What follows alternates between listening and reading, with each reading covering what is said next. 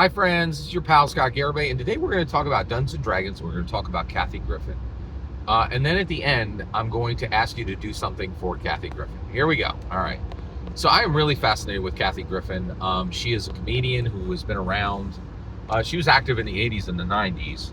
And then she continued in the 2000s, and then she hit a wall in the 2010s and really got canceled hard. And there was a point where she was making $10 million a year as a comedian. Now, probably struggling to make even $1 million, right? Not doing great, okay? She has over 21. She just did her 22nd comedy special, but it's over 2 hours long and she won't cut it down, and so there's a good chance it's not going to get sold to anybody. That's all. Check out her channel; it's fascinating. Okay. So I absolutely love her channel, and I've just been like going ham on listening to it.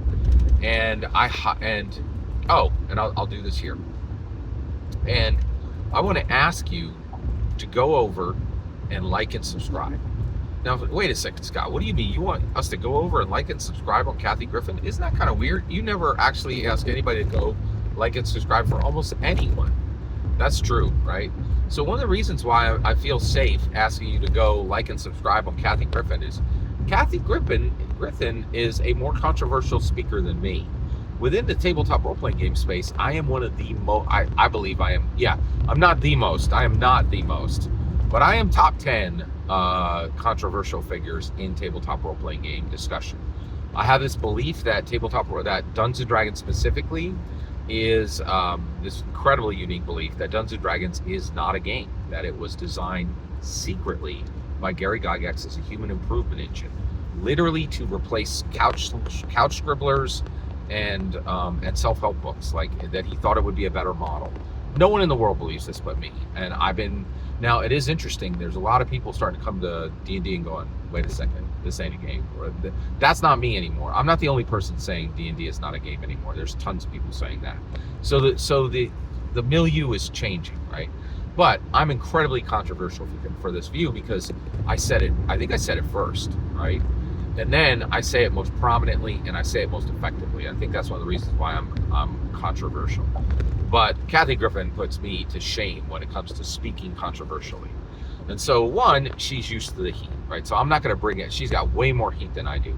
And so I'm hesitant to endorse anybody or ever even talk about anybody because I don't know if they can handle the heat, right, that comes off me. I am radioactive in the TTRPG space, right? And I'm used to it, right? I got my Geiger counter. I got my suit on. I know what I'm doing, right? Like, I've been doing this 10 years. I know what I'm doing, right?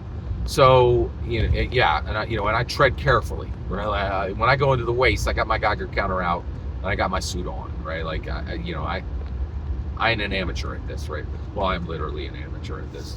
I'm not, this ain't my first rodeo. That's the best way to say it, okay? I am literally an amateur, though. I do want to make that super clear. I've literally never made up a dime for my channel. I'm actually quite proud of that. I think it's what allows me to be an independent voice. Go like and subscribe on Kathy Griffin's channel. Why? Because her channel is better than mine, and I already asked you to like and subscribe to mine.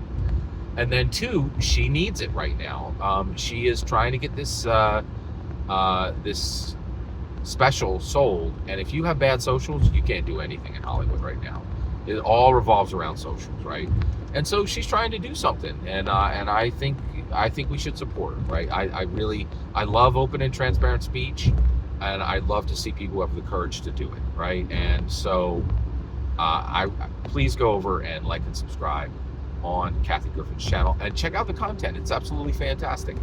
It's really, really good. Okay, now let me actually connect this to D&D. All right, Kathy Griffin is a D-lister. I'm not insulting her. She says that. She says I'm on the D list. Now, at the same time, she's a D-lister, but she had periods in her life where she made $10 million in a single year, right? So that's what you can make so making $10 million in a single year is D-lister, right? Now, that is D-lister, and the reason why is we know there have been multiple years in Dave Chappelle's life where he's made $50 million in 1 year, right? There's probably been years where he's made as much as $100 million in a single year.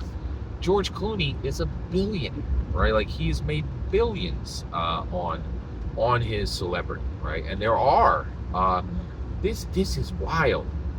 There's a girl who was in Solar Babies, right? There's this 80s lady. She was in, if you saw her, you would know her. She was in just a ton of stuff in the 80s and 90s. And she was like a, an it girl in the 80s and 90s. I can never remember her name, but she was a brunette girl. And she was, I think she was in Square Pegs too with the woman who's in Sex and the City now. She's one of my favorite actresses. She's a billionaire. You could make billions, right? So making $10 million a year in Hollywood is D-list activity. Can you imagine that? That's D-list. Unbelievable. Okay, what's that got to do with D&D? Here you go. Guess what? I think D&D needs a bunch of D-listers, right? Now, why would I say this? Well, here you go. Kathy Griffin is a canceled D-lister, right? And she's trying to rebuild and get rolling again, right? And I was thinking, and honestly, I would love to see her coming over into Dungeons and Dragons. But I think all these D-listers are a great opportunity. Like people who just never make it, right? And the reason why is in that Hollywood world, you're making $10 million a year and you're a D-lister, right? You're not even getting invited to the parties, right? But if you come over to Dungeons and Dragons, we treat voice actors like kings and queens, right? If you're a D-lister, you're way more important than the best voice actor in the world, right? Tara Reid does not equal Kathy Griffin, right? And the reason why is most people don't know her. They wouldn't recognize her, right? So I actually think there's a huge opportunity for Dungeons and Dragons to get far more traction, prominence, and fame and fortune as a brand by recruiting D-listers. And so I'm hoping that the current A team on Dungeons and Dragons design talks to the rest of the D&D team, the finance team, the finance guys and gals, the marketing guys and gals, and says, hey, we should start scooping up D-listers, right? Because we can treat them well, we can put them in front of millions of eyes, and we could use them and they can use us. So I think that the D&D community and that Hasbro should begin scooping up D-listers and putting them and we need more critical roles, right? And actually we need a D-lister critical role. Critical role is literally just voice actors, right? D-listers are higher in the hierarchy than voice actors, right? Could you imagine Kathy Griffin and 4 other D-listers playing D&D? It could be huge, right? Right? Like there are 3 million critters. There could be 30 million people watching, Kathy Griffin. I really think this is a good idea. Every single word you just heard is my humble opinion. The important part is when I get to hear your humble opinion. When you get in the comments and send your traffic. Please consider liking and subscribing on my channel, and please go over to Kathy Griffin's channel and like and subscribe there. And have a fetch millennium.